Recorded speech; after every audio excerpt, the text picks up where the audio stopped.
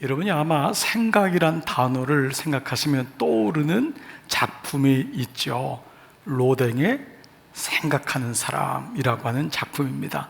이 작품은 20년이 걸렸다는데요, 1900년도에 완성이 돼서 지금 이제 파리에 이렇게 소장되고 있는데, 우리는 이렇게 생각할 때 이게 따로 이렇게 만들어진 거라고 생각하지만, 원래 이게 따로 만들어진 게 아니고 후에 이제 분리가 돼서 또다시 또 다른 크기들로 만들어졌고요.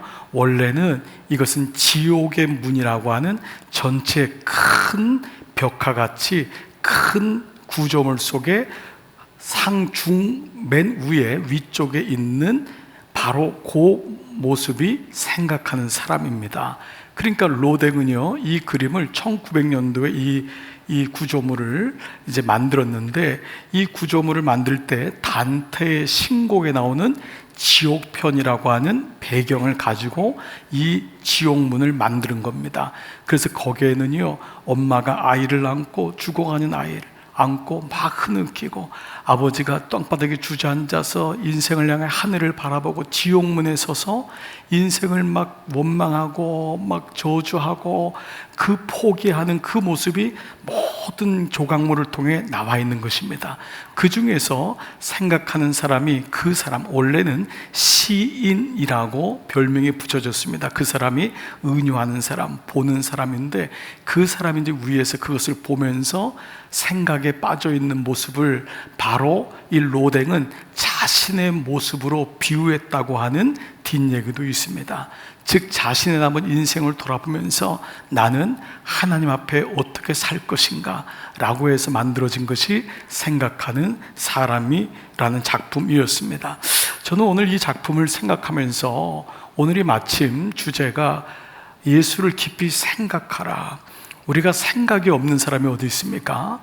우리가 자녀들에게도 너 생각 좀 하고 살아라 라고 하지만, 그 생각의 깊이와 그 생각의 퀄리티, 정말 우리는 잘 생각하고 살고 있는가?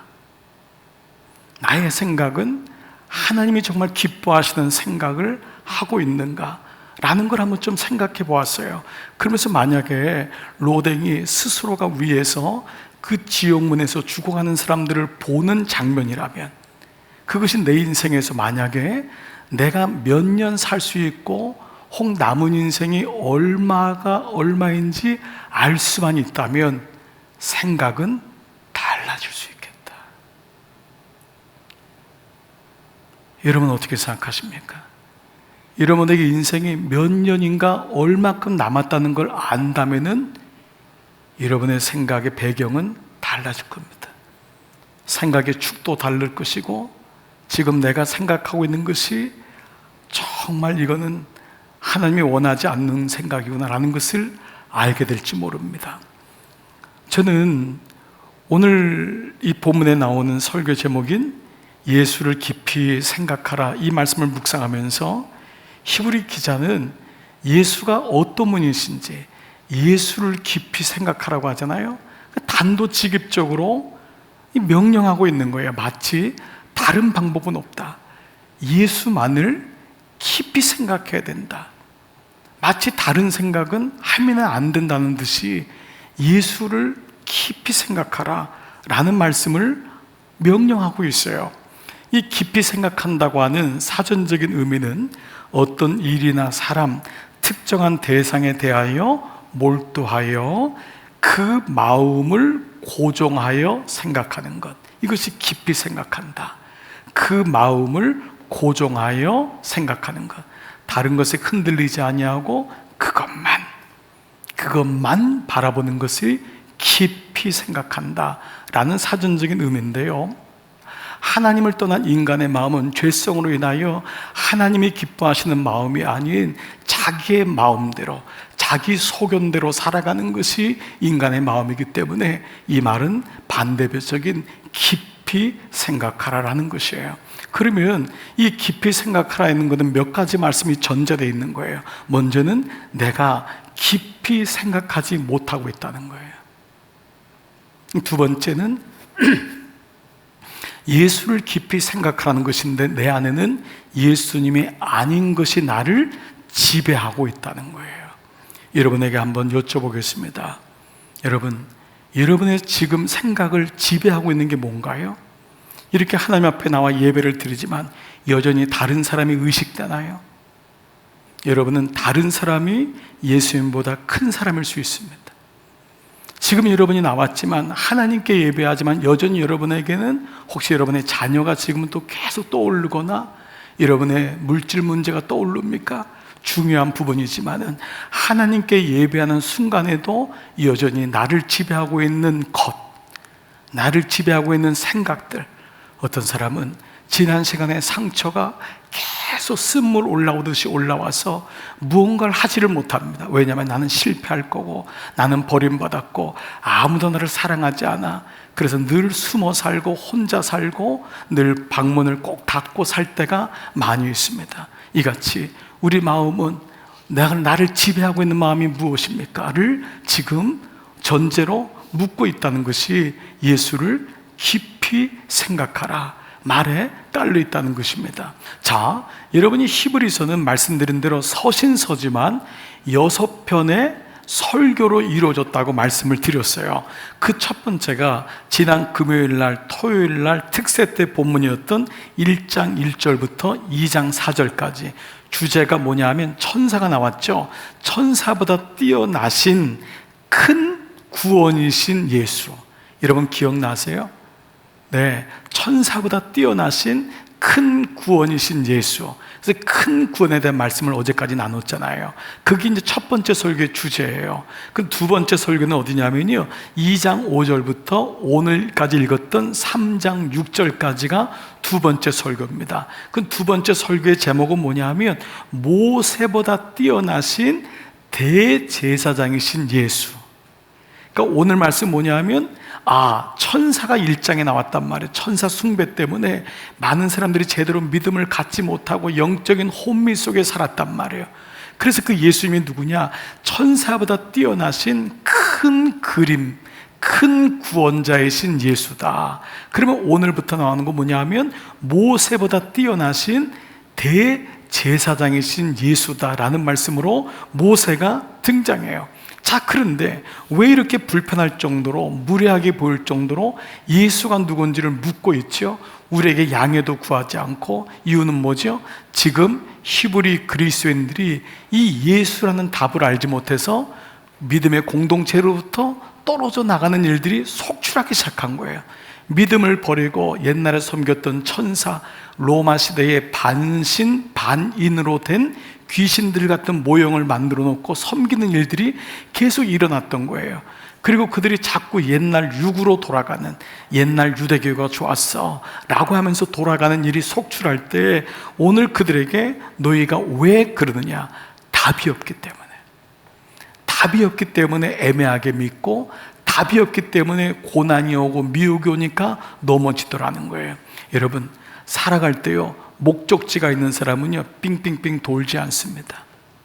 길거리에 지나가는 사람도요, 어떤 사람을 이렇게 전단지 나눠주는 차원이 아니고 꼬이는 삐끼 하는 사람들이 있습니다. 그 사람들도요, 가만히 딱 가가지고 앞을 향해 가는 사람 안 붙잡습니다. 그 사람들도요 직업적으로 다 안 돼요. 저 사람의 목적지가 있는 사람 안 잡아요. 괜히 그냥 나 잡아주는 사람 없나, 괜히 왔다 갔다 하면서 여기도 한번 보고 저기도 보고 길거리 걸음이 늦어요. 그러면 대본에 딱 잡습니다. 좋은 데 있습니다. 그러면은 모르는 척하고 하다가 결국 못 이기는 척하면서 갑니다. 여러분, 삶의 목적지가 있는 사람은 딴 데로 안 돌아요. 곧바로 가는 거예요. 왜요? 답이 있기 때문에 그렇습니다. 답이 없으니까 애매한 거예요. 답이 없으니까 답이 없는 사람에게 얘기할 게 없는 거예요. 오늘 지금 이게 그 당시 상황이에요. 답이 없으니까 이상한 답이나 유사답에 귀를 기울이고, 답이 없으니까 다른 걸 가지고 얘기하는 거예요. 결국 답이 없으니까 구원받지 못하는, 그것이 로댕의 생각하는 사람인 거예요. 그런데 누가 예수를 깊이 생각할 수 있습니까? 1절을 다시 보십시오. 그러므로 다음이 뭐죠? 함께 하늘에 부르심을 받은 거룩한 형제들아. 이 사람이 예수를 깊이 생각할 수 있다는 거예요. 다시요. 어떤 사람이 예수를 깊이 생각할 수 있습니까? 예수와 관계가 없으면 예수를 생각할 이유가 없습니다. 예수랑 관계가 없으면 여러분이 여기 와서 오늘 예배를 드릴 이유가 없습니다. 예수랑 관계 없는데 여러분이 오늘 말씀을 적을 필요가 없습니다. 예수랑 관계 없는데 여러분이 두 눈과 마음을 모으고 말씀에 귀를 기울일 이유가 없어요.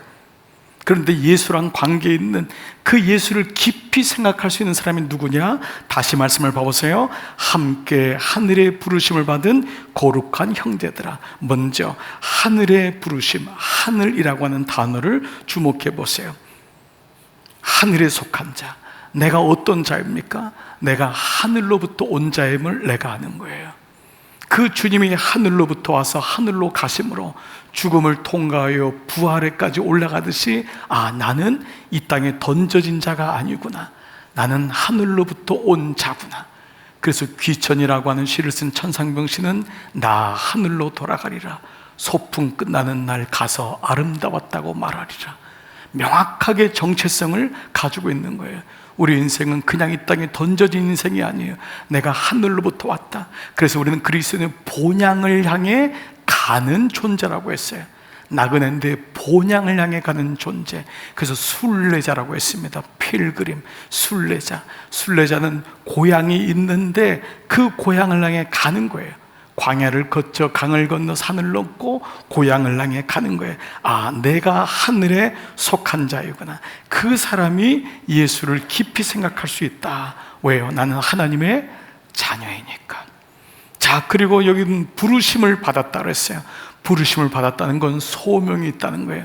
이 땅에 그냥 던져진 존재가 아니라 하나님이 He has message, 그분이 나에게 줄 메시지가 있는 거예요. 그분이 나에게 그 메시지를 주기 위하여 너는 그냥 온 존재가 아니라 부름받은 존재라는 거예요. 그래서 교회는 뭐죠? 부름받은 사람들의 모임. 이것이 에클레시아예요. 그냥 길거리에 있다가 모인 게 아니에요. 주님이 불러서, 그 부른 건 뭐죠? 주님이 너에게 줄 메시지가 있다. 그 다음에 세 번째 단어는 뭐예요? 거룩한. 거룩한이라는 이 호교스란 이 단어는요, 이 거룩하단 말은 내가 거룩하니 너희도 거룩하다. 내가 어떤 무엇으로 거룩한 것이 아니라 이미 주님이 우리를 거룩하게 하셨다는 거예요. 우리가 세상에 살 때는 죄에 찌들리고 주님 나 이렇게 더러워졌어요. 그럼에도 불구하고 주님이 너는 거룩한 나의 사람이다. 주님이 거룩하다고 말씀하시는 거예요. 너희는 거룩하다. 내가 무엇 때문에 거룩한 것이 아니라 첫 번째는 주님이 나를 거룩하다고 말씀하시는. 그래서 신앙의 목적은요, 행복과 기쁨이 아니라 거룩의로의 동참인 거예요. 신앙의 목적은 거룩인 거예요. 결혼의 목적도 기쁨이나 행복이 아닌 거룩인 거예요. 이걸 놓쳐버리면 우리는 예수를 깊이 묵상할 수가 없습니다. 집이, 결혼이 그저 인조해야 하고 그저 우리 두 사람 좋은 집에 어떻게 예수님이 있겠습니까? 그 집에 호기오스, 거룩이란 단어가 있을 때 부부 내외가 예수님을 바라보며 우리 집은 예수님이 계신 집이야. 여보, 우리가 생각이 서로 다르고 의견이 달리더라도 우리는 예수님이 중재자고 예수님이 우리 집의 주인이셔 라고 할 때 그 집이 온전하게 되는 것이지, 처음에는 서로 사랑한다 그러고 서로 육을 탐할 수 있고 너무 매력적이지만 그거 몇 년 못 갑니다. 얼마 못 갑니다. 그러므로 결혼의 목적 또한 기쁨이나 행복이 아닌 거룩이구나. 이거를 깨닫게 될 때 자녀의 양육도 거룩이구나. 왜냐하면 너희 거룩한 형제들아. 또한 거룩은 하나님이 주시는 선물인 동시에 내가 또 이 땅에서 가져야 될 책임이기도 합니다. 히브리 말로 거룩은 카도시라고 하는데, 이 카도시는 cut off, 잘라낼 수 있는 힘, 칼을 가진 자입니다. 말씀의 칼을 가진 자만이 미혹과 유혹이 오고 고난이 올 때도 거룩을 위해서 아닌 것을 잘라낼 수 있는 힘이 있는 것입니다. 자, 그 가운데 또 하나는 단어는 뭐죠? 처음에 있는 함께, 그리고 마지막에 형제들아. 함께 하늘의 부르심을 받은 거룩한 형제들아. 함께와 형제는 복수입니다. 믿음은 단수가 아닙니다. 혹시 여러분 중에 믿음은 나 혼자 예수 믿고 잘 가면 되지, 절대 그렇지 않습니다. 정말 헛똑똑입니다.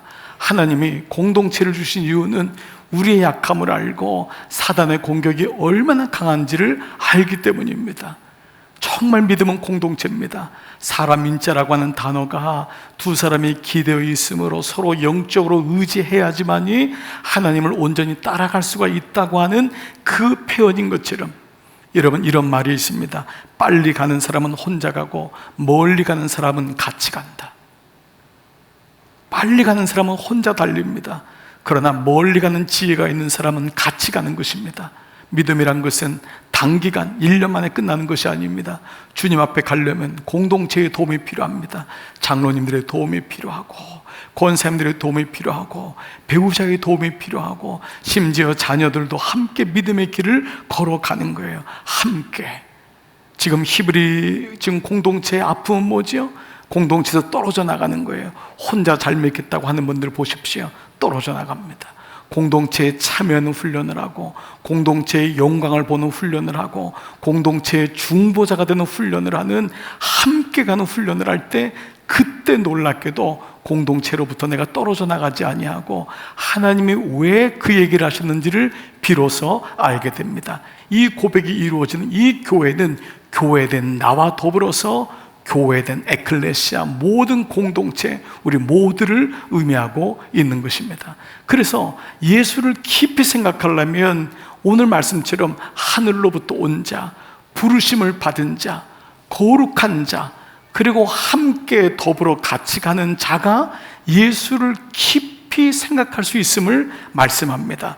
자, 그러면 왜 오늘 이 말씀의 2절에 보면 모세가 등장해요? 그는 자기를 세우신 이에게 신실하시기를, 예수님은 자기를 세우신, 자기를 부르신 자에게 신실하시기를 모세가 하나님의 온 집에서 한 것 같이, 1장에서는 천사가 나왔는데 2장에서는 모세가 3장에서 계속 등장하고 있어요. 왜 모세가 나왔을까요? 히브리서의 수신자는 히브리서의 히브리인 유대인이거든요. 거기서 예수를 믿기로 작정했던 그 사람들, 그러나 그들은 여전히 유대인이에요. 유대인들에게 모세는 국부입니다. 모세는 잊을 수 없는 사람이에요. 출애굽의 영웅이자 무엇보다도 광야 40년 동안 하나님과 이스라엘 사이에서 목숨을 걸고 자기들을 변호해 준 사람이 바로 모세입니다. 자, 이렇듯이 이스라엘 백성에게는 모세란 사람이 나중에는 우상화가 될 정도였습니다. 유다서를 보면은요, 유다서에 모세의 시신을 가지고 천사들이 싸우는 장면이 일어납니다. 모세의 시신이 하나님을 없게 한 이유는, 만약에 모세의 시신이 있으면 지금까지도 그는 하나님보다 더 숭배받을 수 있는 가능성이 있을 정도로, 모세는 이스라엘 사람들이 다 의지하는 사람이 모세인 거예요. 그런데 그 예수님은 너희가 생각하는 모세 정도가 아니다. 모세는 율법을 받은 사람은 우리에게 가르쳤지만, 그는 옛 계시를 가르쳤지만, 새 시대의 새 계시, 복음이 있는 그분, 예수 그리스도가 그분보다 훨씬 뛰어난 분임을 유대교 입장에서 눈으로 말씀하고 있는 것입니다. 여러분이 옛날에 조상을 섬기든 제사를 하든 우상을 섬기든 무당을 찾아갔든, 그것이 여러분 기억나는 사람은 그 축의금에는 그런 스타일로 예수를 믿는 사람이 있어요. 왜 그러죠? 예수를 못 만나면, 예수님이 어떤 분인지 모르면 모세에게로 유대인들이 회개하듯이, 오늘 그 얘기를 하면서 모세는 뛰어난 분이고 신실한 분이지만 예수님이 더 뛰어난 분이라는 것을 말씀하고 있는 거예요. 자, 그래서요, 더 히브리서는 한 걸음 더 나갑니다. 히브리 3장 5절, 또한 모세는 장래에 말할 것을 직언하기 위하여 하나님의 온 집에서 종으로서 신실하였고, 모세는 하나님의 집의 종이다. 모세가 신실했지만 보라, 그도 피조물이다. 그도 하나님이 만드신 것이다. 그래서 하나님의 집을 만드신 분이 귀하지 집이 더 귀하겠느냐? 모세는 집을 지키는, 집의 한 일을 맡은 신실한 종일 뿐인데, 그 다음 말씀, 그리스도는 하나님의 집을 맡은 바로 정권대사, 하나님의 상속받은 맏아들로, 그가 하나님이란 말이에요. 그 아들에게 모든 것이 내려가듯이 예수님은 하나님의 집을 맡은 아들로서 그와 같이 하였다. 그래서 이 말씀의 원어에도요, 모세는 하나님의 온 집에서의 종으로서란 말이에요. as a servant, 종으로서 he was faithful in house, in God's house. 하나님의 집 안에 있는 충실한 종이었다는, 하나님의 집 안에 있는 한 부품이었다는 것을 얘기하므로, 모세는 결코 예수님보다 뛰어난 분이 아니고 숭배받을 분이 아니라는 것을 명확히 하므로, 너희가 지금 예수를 깊이 생각하라, 그 말씀을 계속 강조하고 있는 것입니다. 자, 그렇기 때문에요, 오늘 이 말씀은 바로 2장 17절 그러므로 했을 때 그 앞에 있는 결론이 있었잖아요. 그거를 다시 소환시키는 거예요. 다시 이 결론을 한번 돌아가 볼게요. 시작. 그러므로 그가 범사의 형제들과 같이 되심이 마땅하도다. 이는 하나님의 일에 자비하고 신실한 대제사장이 되어 백성의 죄를 속량하려 하심이라. 그가 자비하고 신실한 대제사장이 되어 여러분의 죄를 속량하려 하심이라. 그분이 바로 우리의 죄를 사할 수 있는 대제사장으로 오셨다라는 것입니다. 그래서 6절은 이제 이렇게 마무리가 됩니다. 그리스도는 하나님의 집을 맡은 아들로서 그와 같이 하셨으니 우리가 소망의 확신과 자랑을 끝까지 굳게 잡고 있기 위하여 예수를 깊이 생각하면은 우리는 그의 집이 된다라는 거예요. 집이란 단어는 오이코스란 단어인데, 이 오이코스란 단어는 헬라어에 가장 많이 나오는 단어인데 가족이란 뜻입니다. 하나님의 아들, 가족이 된다. 어떻게 해요? 우리가 소망의 확신과 자랑을 끝까지 굳고 잡고 있기 위하여 예수를 깊이 생각하면, 즉 예수를 깊이 생각한다는 것은 그분이 우리의 소망의 확신이요, 그분이 나의 자랑임을 기억하고 끝까지 굳게 잡고 있으면, 깊이 생각하면 나는 그분의 가족이 되고, 내가 비로소 교회가 되고, 내가 비로소 하나님의 뜻을 아는 하나님의 자녀가 된다는 것입니다. 사랑하는 여러분, 그렇다면 어떻게 예수를 깊이 생각할까요? 그 예수가 성육신된 말씀이라고 했잖아요. 그 말씀이 새벽에 듣고 또 한 번 듣고 내가 묵상하고 줄을 치고, 예수는 어떤 분인가, 하나님은 어떤 분인가 내게 적용되는 걸 한 다음에 하루를 살아가면서 되새김질하는 거예요. 그리고 그 예수가 답이기 때문에 여러분들의 삶에다가 그 답을 집어넣는 적용의 연습을 계속하는 것이 깊이 생각하는 것입니다. 내가 아무리 깊이 생각하려고 해도 우리의 생각은 내 마음 반대편으로 내 마음대로 흘러가기 때문에 절대 깊이 생각할 때 안 됩니다.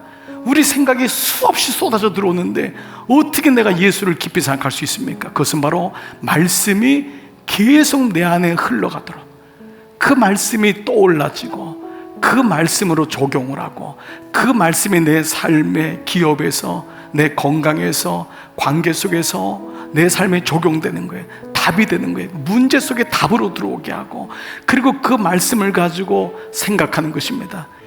여러 사람의 설교를 계속 듣고 CBS 하루 종일 듣는다고, 기독교 방송 듣는다고 나는 말씀의 사람이라고 착각하는 유대인들에게 모세보다 뛰어나신 율법을 주신, 그 율법을 그렇게 수없이 갖다 붙이고 발목에 머리에다가 다 붙여도 그들은 예수님이 누군지를 몰랐단 말이에요. 그 예수가 새벽마다 저녁 끝까지 계속 내 삶에서 입으로 고백되고 나눠지고 문득문득 생각이 나고, 전할 때마다도 내 연약한 속원들에게도 같이 고백된 이 고백이 여러분 삶에 예수를 깊이 생각하라. 내 마음에 반대되는 축을 세우고, 내 마음에 하나님 말씀을 축을 세우고 마음을 따라가지 말고 예수를 깊이 생각하라.